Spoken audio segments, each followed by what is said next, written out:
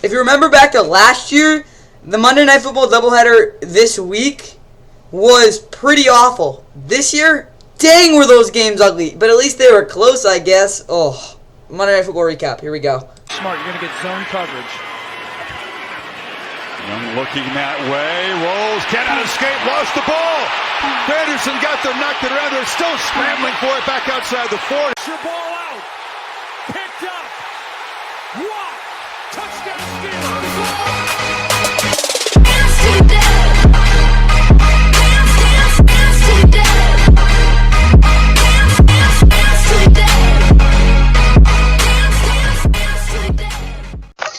And with that, what is going on, guys? Welcome back to the NFL. Of course, please like and subscribe. And I hope you guys enjoyed the NFL Week 2 Monday Night Football special doubleheader recap. Of course, it's a mouthful with that. And yeah, there were two games that happened, of course, last night. And yeah, again, it's coming out a little late, obviously, but there's stuff that happened. But either way, though, yeah, of course, you can see on the screen is Nick Chubb. I'm just gonna say it right away. He's done for the season. He basically every single ligament in his knee basically shattered. Outside, I think, the ACL I think still is intact, which is huge, but he won't be doing any sort of running for a long time because you can't mess with that, especially with all the support that those other ligaments like the PCL and the LCL have for that ACL. So with all that going on, again, Jerome Ford will be the #1 running back for the for the Browns. But obviously it's a huge loss losing Nick Chubb because he's by far the best player on that offense. The offensive line's still really good though. Again, they weren't really good last night, but yeah, their run game's still really good. Jerome Ford, the only thing is a capable #1 back. We'll just see what he gets to do because he is getting this shot. It'll really be exciting to see. Again, it really sucks Nick Chubb's injured. I really hope very well recovery, but that's going to take a while to heal because those ligaments need to be intact if he wants to avoid anything else in the future. I still think, here's the thing, I don't think Nick Chubb's going to be worse next year if he can come back in time because it's not the, again, yes, he had this thing in Georgia, but it's not the ACL, which it's vital for running back. So I really hope Nick Chubb's ligaments can get back intact, and if that can really happen, I really hope Nick Chubb just gets better. That's all I got for you. Let's get into the first highlights, Saints and Panthers. Here we go.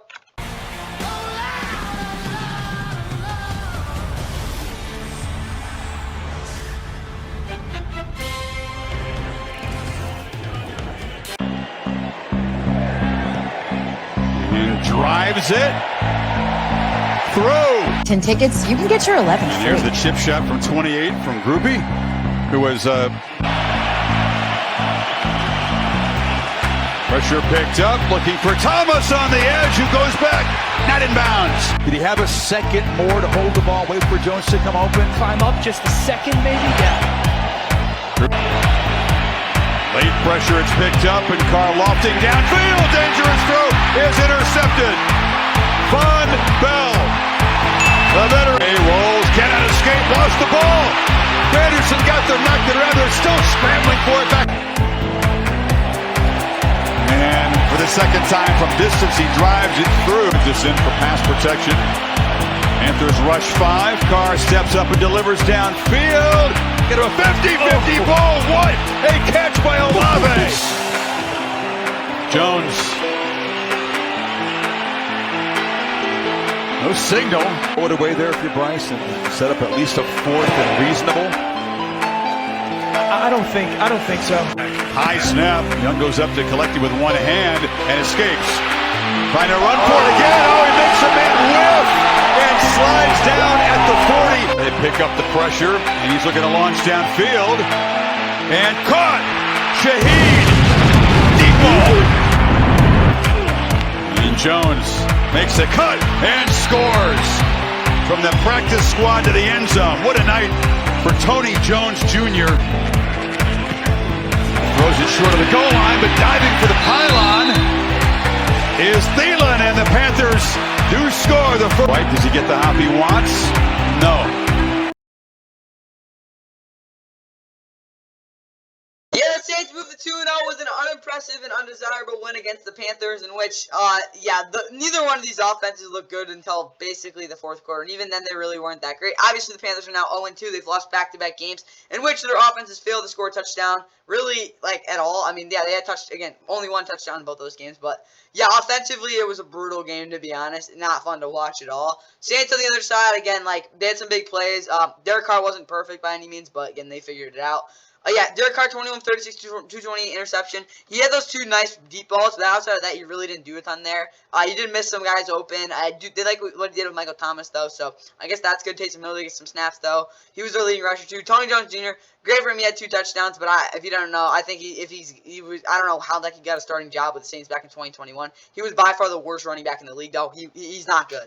But yeah, good for him with those 2 touchdowns. Chris Olave, 6 for 86. He did his thing. Rashid Shaheed continues to show his deep duck, and I like what I saw with Michael Thomas, 755. He was a productive player in this game. Juwan Johnson, Foster Moe did kind of like split this share in terms of snaps, but they both played pretty well. Yeah, offensively, I mean, it wasn't a bad game, but just, again, their offensive line didn't particularly play well. And yeah, defensively, though, it was a great game. They really forced Bryce outside the pocket, where, again, he's still good outside the pocket, but the poise he has in the pocket is so much better. So, again, they had 4 total sacks. Marcus May did get his ankles broken, but that's okay. Alontae Taylor was probably the best player in this defense, which is saying a lot because all these guys played well. Marshall Allen and Tyrann Mathieu were both pretty good. Again, they only forced 1 turnover, but, again, it was a pretty good game overall. Again, Cameron Jordan was also pretty good. Nathan Shepard and Carl Granderson both had a sack. Carl Granderson is having a hot start to his season as well, so really good performance by the defense. Also, Blake Grupe hit his 2 field goals. Other side, Bryce Young, again, he abandoned the pocket a little bit too much, in my opinion. Again, I think it was also the fact he was getting pressure a lot from the interior, so he couldn't really move around a lot. But yeah, Bryce was okay. Again, it was just a frustrating performance. Yeah, 4.2 yards per attempt in your first 2 starts is not good. 22 of 33, 153, and a touchdown for him. Again, Bryce Young did not look very good. The running game didn't really help out, though. Again, just the whole scheme and all that just was a mess. Chubb operating 2 carries. What the heck's going on? Give him more than that. Adam Thielen was pretty good, 754 and touchdown. But outside of that, no one really did anything in the receiving game. Jonathan Mingo had the one nice catch set of Adam Thielen, but outside of that, again, no one really did anything. Like, even DJ Chark, like, in limited snaps, didn't do anything. Defensively, C.J. Henderson, 6 tackles. Again, he was pretty involved. Cameron Grugier-Hill had a sack. Frankie Luvu had 2 sacks, though. That's kind of surprised by that. Brian Burns didn't play super well, though. Von Bell, of course, had the pick. Defensively, they got a lot of pressure. It was just the fact that, again, like, they didn't really have, like, consistently, like, great production or average from their corners. Safeties were fine. They didn't. Again, they had the one play of the boundary that they put on the Chris Olave play that they should have been there, but you can't really blame the Rashid Shaheed play. I mean, what is it called? Where is he? I think whoever was playing that outside there, it was not J.C. Horn. I think it was Jeremy Chin. He got cooked. But, yeah, that's about it. Eddie Pinheiro had a couple nice field goals, too. Stats-wise, again, neither of these teams had many yards. The Saints were definitely better on the ground, though. Again, 4 to 4 sacks. Both offensive lines did not play particularly well. Very even game. It's just the fact that the Saints had a lot more first downs, and they were overall more efficient. And then, again, like the Panthers, again, they were just dead for the first 3 quarters. They couldn't get much going in the red zone. Saints could, so that's kind of the difference they've got there. And, yeah, let's get right into the keys to game grades for both these teams. Yeah, the Saints, Jamal Williams didn't get hurt. I don't know. That was just a mess there. Derek, yeah, he did get Rashid Shaheed the ball, and Chris Olave did make some plays underneath. So I literally, offensively, I'll give them a plus. It wasn't a good game, but then again, like 20 points should get you a win. You know, I'll give them an equal sign. They were okay, but the fact that again they don't really have a running back, a true running back right now, does help. Did show that they played a little better, but Derek Carr would have been a lot better. Defensively, now under 20 points, you have 2+ turnovers, only forced 1, and Cam has to give Cam Jordan did play well against them. So again, their defense did their job. I'll give them 3 pluses. Again, the ball was moved on them pretty well, but then again, like they made Bryce have to make a lot of hard decisions, and obviously the Saints got a pretty good pass rush, and then again, like they only gave up 1 touchdown. Like you can't like fault your defense for losing a game if they only get 1 touchdown. Like that's inexcusable for an offense if that happens. Time for the Panthers. Meanwhile, for Carolina, I said run the ball more consistently with rhythm RPOs. They didn't run a couple RPOs, but then again, like the receivers just didn't really run them that well at all. And again, the running game was just kind of non-existent, so that's kind of not great there. Bryce was off play action a little bit, but it wasn't great. He couldn't really hit many receivers in the middle. Terrace Marshall, I don't even think played. I didn't see him at all. Like, just no. So honestly, offensively, I'll have to give them like 4 minuses. It was almost as bad as last week, but at least they moved the ball better than last week. But yeah, it was not a good performance at all by anyone on that offense. Defensively, no big plays. They only gave a couple, but it wasn't great. And Derek Carr did make a couple mistakes. They did take advantage of one of them at least. I just think it was like a tough performance. I'm gonna have to give them 2 minuses. They could have been better. Again, they kind of did their job against the run, but like they gave up a couple too many big plays in the 4th quarter. It wasn't a terrible performance. You know, I'll probably just give them a minus. Again, I don't think their defense played bad by any means, but they definitely could have. They had some opportunities that I think they missed. But yeah, considering how bad their offense played and how they've been bad the past 2 weeks, I think that their defense has played with a lot more energy, and they did feed off the crowd. So I'll give them something for that. But yeah, that definitely wasn't. They could have been better. Okay, now let's get to the second game of the doubleheader. Here are the highlights.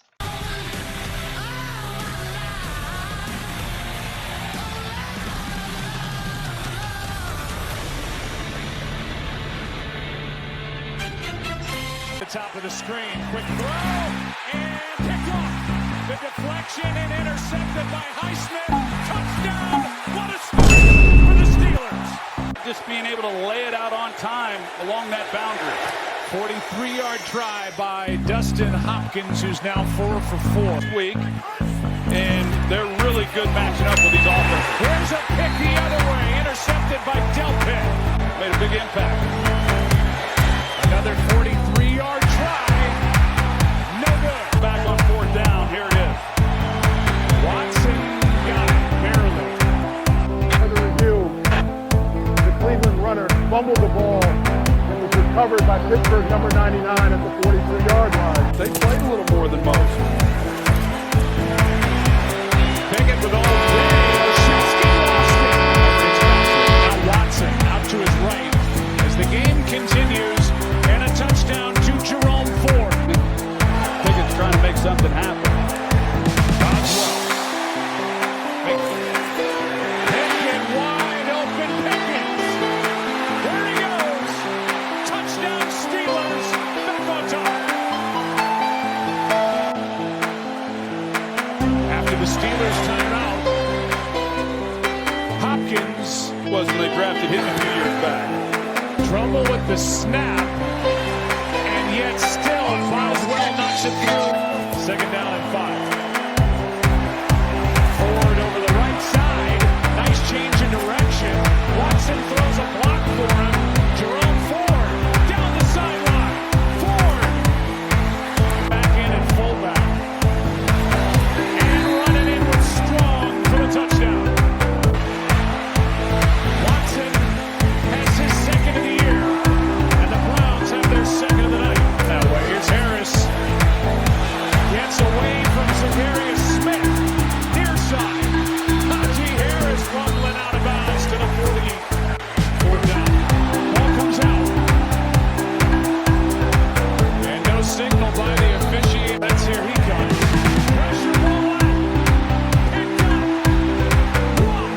Touchdown Steelers. Cleveland if they want any chance. Watson. Donovan Peoples-Jones. No flags. Incomplete. Steelers take over.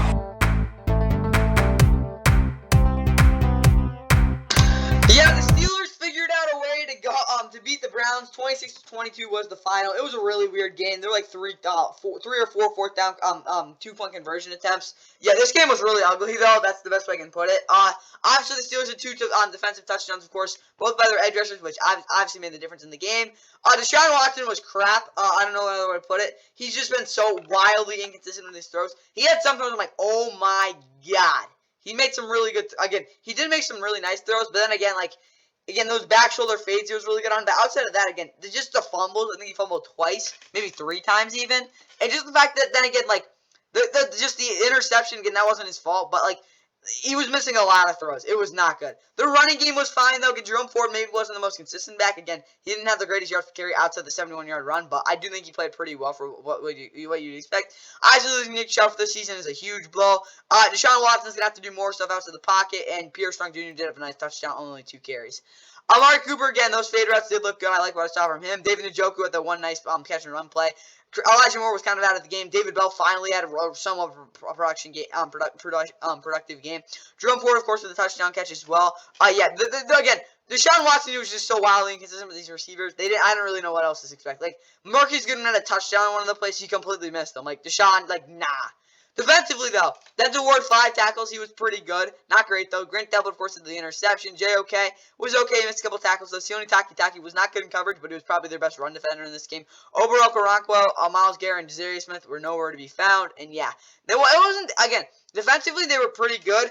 Again, outside of that touchdown they gave to George Pickens, they really, honestly, really good. Run defense was, elite. Especially because the Sione Takitaki really didn't miss many plays there. Again, they did some lapses in coverage, but they didn't really, they kind of put a cap on the offense, and, they really made it hard for Kenny Pickett. Dustin Pickett, Hopkins didn't miss, of course, that field goal as well.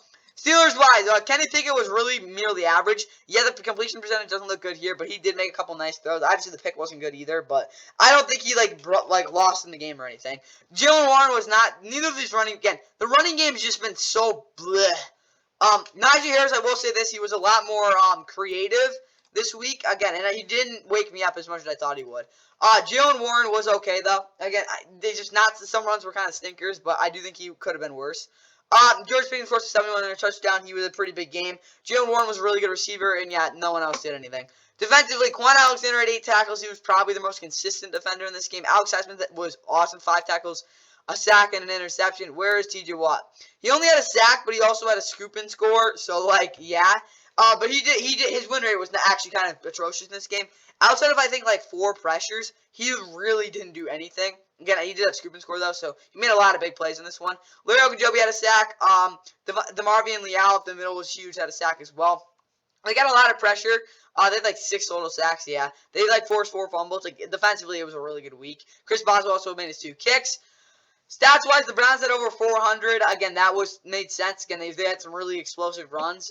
But yeah, again, the Steelers' defense is never going to be the type of defense that just drives you into the ground. But they will force turnovers and get pressure, and that's exactly what they did. They get 6 sacks, 4 total turnovers. The Browns didn't dominate the line of scrimmage, though, as it's like overall. Like, I'm going to be honest. Again, some of the sacks they gave up. Again, what it was called? Was it James Hudson? Who was playing right tackle for them? Yeah, Dewan Jones. Dewan Jones was terrible. Losing Jack Conklin did make a difference. Jedrick Wills also didn't play super well. The guards were pretty good. Again, Joe Batoni didn't look to himself in pass pro. And then Ethan Poku was probably their best pass protector in this game. But either way, just the fact that the Browns, again, the reason they lost the game is because they had 4 turnovers. It was an ugly, terrible game. But, again, Steelers find a way to win it. They're now 1-1. They'll be playing on against another team that had an ugly loss in the Raiders. So, we'll see what happens there. And, again, the Browns, like, I don't know what to say. They're playing the Titans. We'll just have to wait and see about that one. All right, for this Browns offense, I said continue to get the ball to Jerome Ford with complimenting Nick Chubb. Again, they did that until he got hurt, obviously. Get the ball to Amari Cooper on out route today. They did. He was good on a vertical route, so they didn't have any action. Didn't even have to get to the type of route. And, yeah, Deshaun Watson obviously very inconsistent. Offensively, I have to give him 4 minuses. As good as they played once Nick Chubb got hurt, you can't turn over the football 4 times and expect to win. And, again, Deshaun Watson missed so many reads and just was really bad. So for that reason, I gotta give him 4 minuses. Like, the Browns just they were not good offensively. Talk about the yards all you want, but that was a sloppy performance. Browns wise, defensively, secondary continued to smother receivers. They weren't as tight in coverage, but it was okay because they were making a lot more plays in the run game. Ryan Anderson Jr. was really good though. Pass rush, again, they were decent. They could have been better though. And yeah, they were running a lot of bull rush. They were relying on a lot of bull rushes in the 4th quarter, though. Defensively, I'll give them a plus. Yeah, they had to give some big plays, but outside of that, again, their defense really didn't do anything wrong or like play bad at all. So again, I like how they played. I'll give them a plus. Again, they could have been better, but I really don't care. Like, I'm giving them a plus. Time for the Steelers. Okay, Steelers offense. Najee can't wake me up. He did do that a little. George Pickens was really good. And they did score 20-plus points, not because of their offense, but yeah, overall, offensively, I'll give them an equal signing, and they were okay. But again, outside that George Pickens touchdown, they did really nothing. What do they have, like, so they had 2-point conversions. Let's say, 8? They scored, like, 6 points without their George Pickens touchdown. They were not that good. They weren't terrible, though. Like, again, their offense did okay. Defensively, Alex has to get home. He was really good. Landon Roberts was really good as well. Defensively, again, just the fact that, again, they weren't great against the run like I expected them to be. Cam Hayward being out was a big difference. They weren't, again, T.J. Watt not being consistent, but just the fact that, again, Alex Highsmith was a menace. And, again, the secondary really stepped up at times, I think was a big deal. And, again, they did get help from Deshaun Watson, but overall, defensively, I have to give them 6 pluses. You don't have, again, I get the fact they got the ball moved down a lot. You know, I'll give them 5 pluses for that. But they had 2 defensive touchdowns. It's really hard to do in a game. 6 sacks. But, like, the big plays were definitely there. But, again, I think, I'll give them 6 pluses. They would definitely be, again, if they were, like, limiting the yardage, they'd be even higher. But it was a really dominant performance overall. But, again, it wasn't super duper dominant because, again, they just weren't that consistent overall in run defense. If they were better there, they would have gotten a higher grade. But, yeah, 6 pluses. And with that, that's all I got for the Week 2 Monday Night Football Special Doubleheader recap. And, yeah, I hope you guys enjoyed that. And, yeah, stick around for the power ranks tomorrow because, boy, there's going to be some shifting going around. So, I got there. Hope you guys enjoyed. See you in the next one. Here's another long throw. Caught it